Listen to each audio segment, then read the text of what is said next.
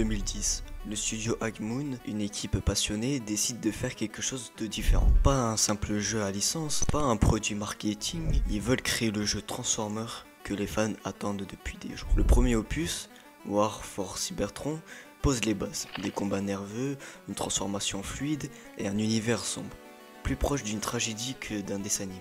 Le succès était là, les critiques saluent l'ambition, les fans sont conquis et Activision donne le feu vert pour une suite.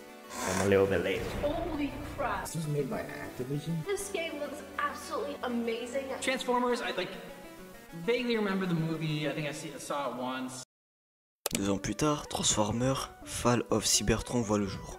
Août 2012. Les joueurs découvrent Cybertron à son crépuscule. La guerre entre Autobots et Decepticons touche à sa fin. Un monde mécanique qui s'effondre, des ponts géants, des explosions titanesques et surtout une émotion rare. Le jeu nous fait incarner tour à tour Optimus Prime, Bumblebee, Megatron, Grimlock et bien d'autres encore. Chaque mission est une fresque, chaque niveau est une lettre d'adieu à un monde mourant. La communauté, elle s'enflamme, les forums explosent, les joueurs partagent des captures, des musiques, des fan art. Le multijoueur devient un lieu culte, on y crée son propre Transformer, on combat, on coopère.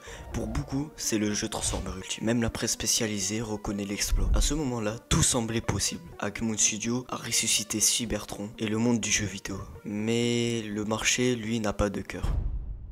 Malgré la passion, les ventes déçoivent, Activision, l'éditeur, décide de tourner la page. High-Moon Studio est progressivement démantelé. Certains développeurs sont transférés sur d'autres projets, d'autres quittent l'industrie. Puis vient la vraie tragique, les droits de licence avec Hasbro expirent. Et un jour, sans prévenir, Fall of Cybertron disparaît des stores numériques, notamment sur Steam.